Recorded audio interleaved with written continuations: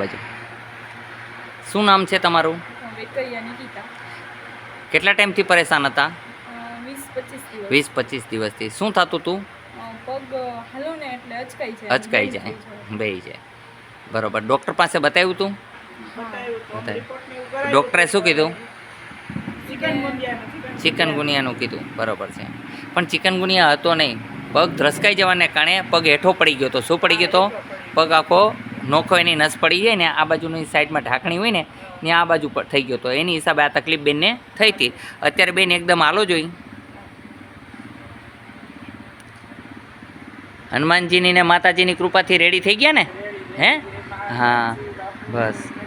હા એમ બોલો જય હનુમાન. આદેશ આશ્રમ છે, હનુમાનજીનું મંદિર છે. અહીંયા રોગના ઇલાજ ફ્રી ઓફ થાય છે. ઈચ્છા પડે તો મૂકે એ ગૌશાળામાં જવા દે છે. પૈસા કોઈ વસ્તુ નથી, પણ સારા કરવા એ જ મારો ધ્યેય છે. અહીંનો સમય છે સવારે 9 થી 12, સાંજે 4 થી 6. આદેશ.